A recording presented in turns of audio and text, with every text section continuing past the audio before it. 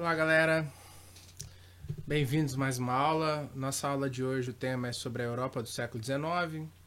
É um processo histórico pós-Revolução Francesa, aí, como um marco histórico significativo. A Europa vai passar por constantes transformações. Isso vai desencadear uma série de revoltas, revoluções.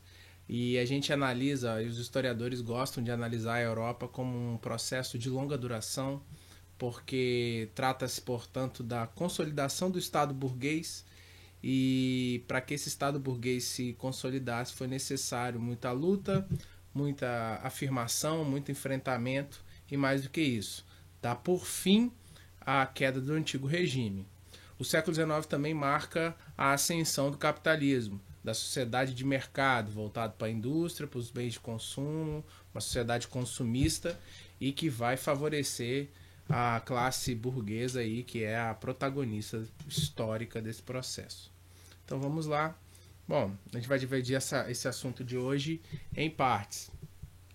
Para a gente falar da Europa do século XIX, a gente tem que voltar nos conceitos de liberalismo e aí inserir aqui nacionalismo, porque é um fenômeno histórico aí da Europa do século XIX. Bom, para a gente voltar aí em cena de uma forma importante sobre o liberalismo, eu vou colocar um trechinho de uma professora economista, e a Godoy, e ela vai mostrar pra gente aqui, vai fazer uma provocação, como uma boa liberal que é, ela vai fazer uma provocação bem interessante pra gente. Assista aí, por favor. A palavra liberalismo voltou muito forte no debate, né? Mas é curioso que liberalismo significa coisas muito diferentes, quase opostas para pessoas diferentes, né?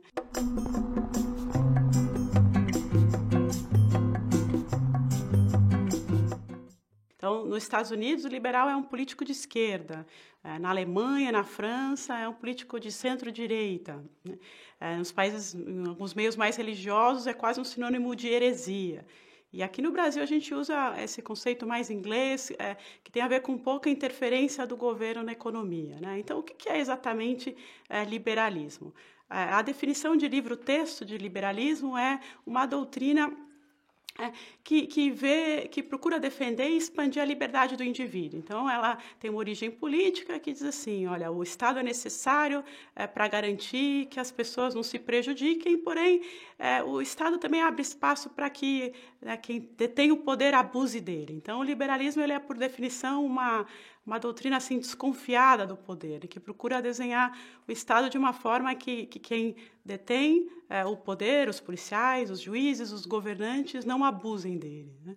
O que eu acho interessante, né, nesse debate, que gera hoje muitas polêmicas e tudo, é identificar quais são assim, alguns temas comuns que todas essas vertentes do liberalismo têm, né? Então, qual seria assim, o mínimo necessário para que uma doutrina possa se considerar um herdeiro, digamos, genuíno das ideias liberais? E o que está sendo, na verdade, mal compreendido e mal interpretado e que não tem esse DNA liberal, né? Então, a primeira coisa é que o foco do liberalismo é com a garantia da liberdade, né?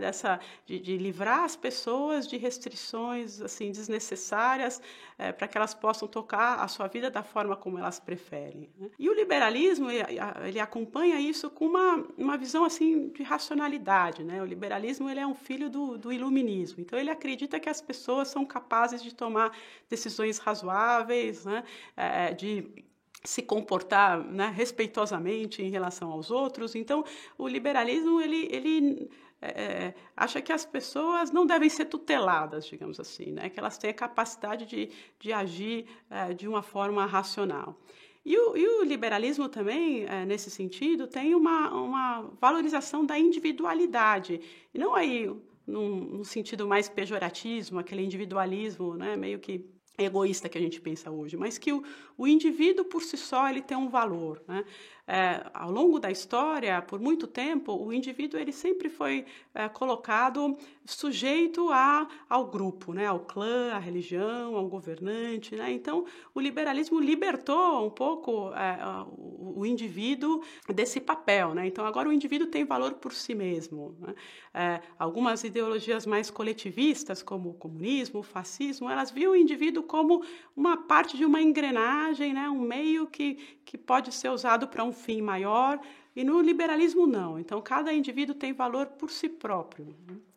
E, por fim, né, o liberalismo ele tem essa ideia de progresso, né? Ele acredita, entre aspas, no progresso, no sentido de que, através do esforço, da tecnologia, da ciência, é possível melhorar ao longo do tempo a qualidade de vida das pessoas, né?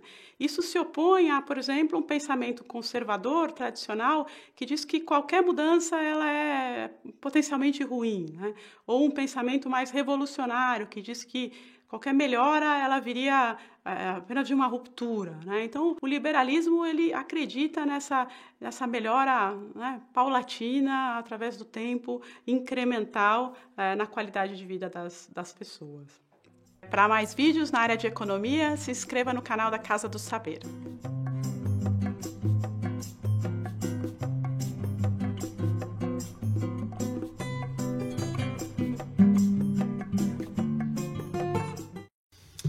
Bom, como eu disse, a Alexandra Godoy é bem provocativa com a sua defesa do liberalismo.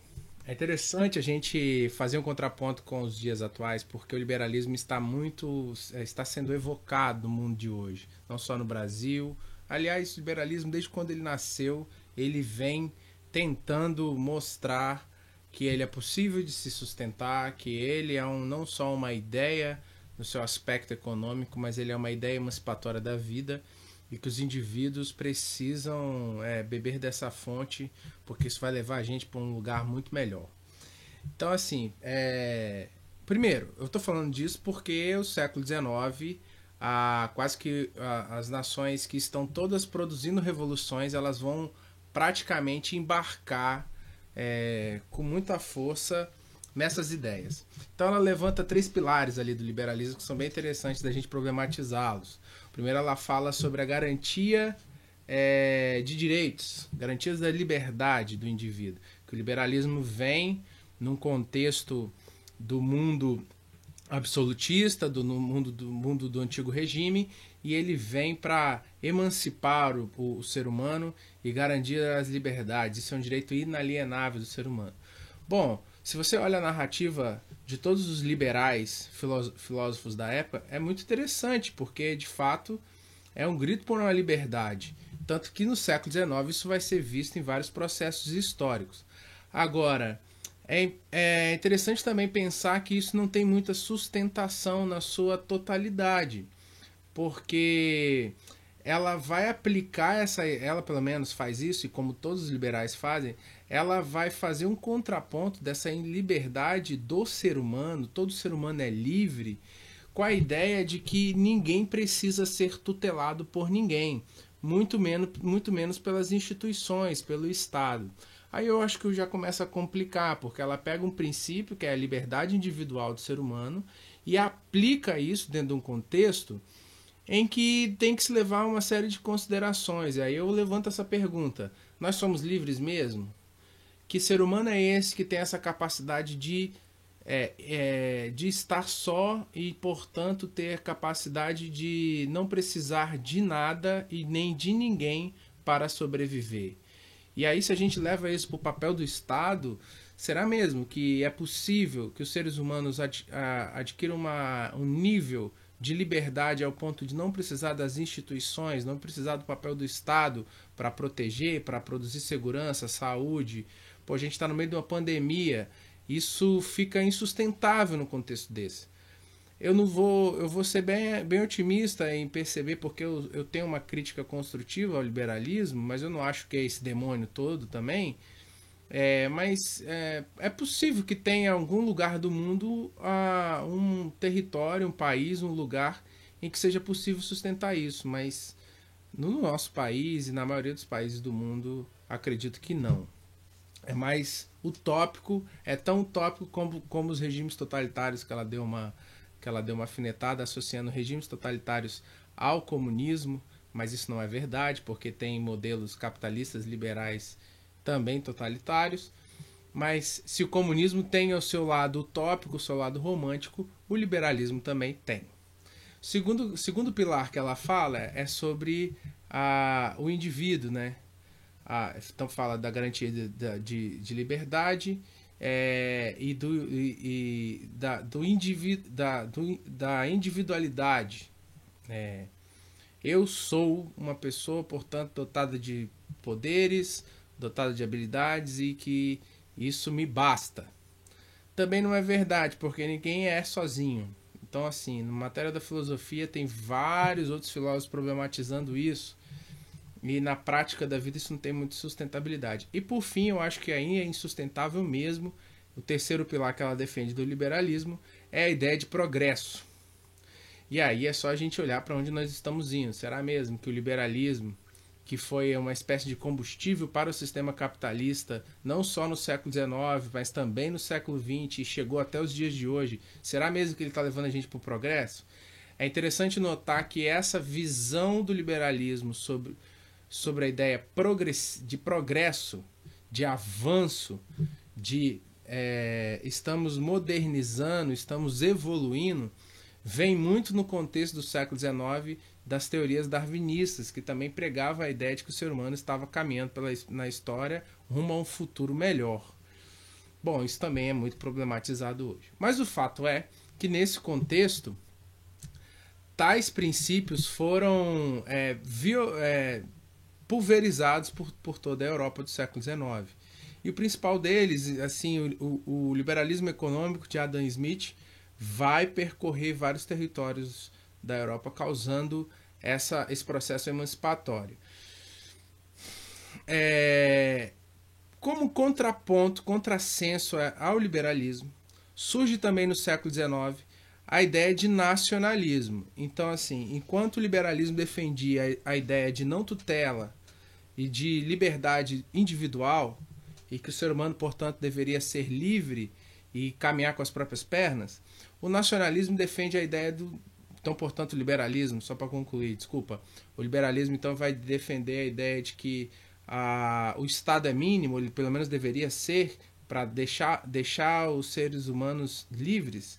O nacionalismo vai vir como uma resposta contrária a isso, porque ele vai defender a ideia de um Estado forte, um Estado soberano, uma nação forte, um povo que se identifica por um conjunto de características que são a identidade desse povo, e ele se fortalece, ele cria uma economia forte, ele promove políticas para trazer desenvolvimento para esse povo. Então o nacionalismo vai vir também nesse século XIX como uma espécie de contraponto às ideias liberais, que eram as ideias majoritárias, vamos dizer assim. Mas temos dois exemplos no século XIX marcantes dos nacionalismos que também vão influenciar outras nações do mundo. Vamos lá? Bom, aqui um mapinha mostrando por cores aonde tais territórios estavam em questão sobre o avanço do liberalismo, da consolidação do Estado burguês, a França aqui nesse processo, a Inglaterra e tudo mais, e algumas nações precisando, tendo a necessidade, principalmente depois da era napoleônica, de fortalecer o seu Estado, a sua nação. A principal delas aqui, Itália e Alemanha. São as unificações tardias do século XIX. Por isso que a gente fala de nacionalismo aqui. A partir do Congresso de Viena, as fronteiras europeias foram reestabelecidas. Houve uma parcial retomada das fronteiras anteriores ao período napoleônico. Ocorreram profundas mudanças territoriais. Somado a isso, como eu falei, o século XIX é marcado pela consolidação do Estado burguês. Então todas as revoltas, as revoluções vão vir muito forte de caráter liberal, seja na França, na Espanha e outras regiões da Europa e também do continente americano. Aqui alguns exemplos dos movimentos revolucionários. A gente entra com a independência aqui. Aí, meio que na metade do século XIX, a França, que já vinha uma França revolucionária, promoveu a Revolução Francesa, promoveu uma política popular, foi abafada por um golpe civil-militar arquitetado ou protagonizado por Napoleão Bonaparte. Vem a era de centralização política na figura de Napoleão. A gente já sabe aqui a história de Napoleão, a ascensão, a queda de Napoleão. As revoluções de caráter liberal vão acontecer. A França vai colocar em pauta a Revolução Liberal de 1830. Quando chega em 1848, os franceses, até pela experiência jacobina, pela experiência popular, pela experiência de organizações sociais, políticas, com pautas sociais, surge um movimento chamado Primavera dos Povos. A palavra primavera vem de liberdades sociais, de caráter popular, umas manifestações nas ruas pressionando os governos para que todas aquelas reivindicações da Revolução Francesa fossem colocadas em prática. Um governo mais democrático, um governo mais para o povo, para atender às necessidades das camadas populares. E aí é o marco da Primavera dos Povos. Período marcado por várias revoluções, caráter popular, causado sobretudo pela crise econômica e pelas ideias liberais e nacionalistas. Difusão das ideias republicanas e socialistas. O socialismo surge aqui influenciando a França de forma significativa. Aí, qual que eram as pautas dos caras? O que estavam mais incomodando? Primeiro, o nacionalismo, porque a Primavera dos Povos vai defender não a ideia de um nacionalismo, porque a ideia de nacionalismo é um país fechado nele mesmo, se fortalecendo. As teorias sociais defendiam uma espécie de conectividade dos povos, das camadas populares, dos trabalhadores do Brasil. Então, assim, as ideias socialistas falavam sempre sobre os trabalhadores dos países todos, por isso que eles eram contrários a esse modelo nacionalista. A Primavera dos Povos vai ser marcada pela expansão do movimento operário, como eu já falei, a origem do socialismo científico, de Karl Marx, e as crises que vão marcar a Europa do século XIX. Uma observação final. As pinturas francesas, sobretudo, mostram sempre algo muito parecido com essa pintura que eu escolhi aqui. Na verdade, o material que escolheu. Fala de uma participação popular. Quando a gente fala das camadas populares, percebam que são todo tipo de gente unidas nas ruas, reivindicando as políticas públicas, sociais. E sempre aparece a figura da mulher de seios de fora, coisa do tipo. Não há nenhum tipo de apelo aqui ou coisa relacionada à sexualidade aqui. A mulher de seios de fora aqui é um símbolo. Essa mulher não existe, ela é um símbolo, porque o século XIX vai ser marcado também por pautas de direitos ou de luta por direitos da mulher. Então começa muito a se intensificar esses movimentos na Europa. Isso vai se intensificar no século XX, aliás, isso está em pauta até os dias de hoje. Então o século XIX era um século ainda de transição. A mulher sofria muito com as questões de costumes, de comportamento. Então isso surge como um símbolo, né? Não só da participação da mulher na vida pública, dos movimentos de sufrágio universal, mas outras pautas normativas também que eram questionadas. Então, por isso que isso acontece. Bom, o restante da Europa do século XIX a gente deixa para a próxima aula. Valeu!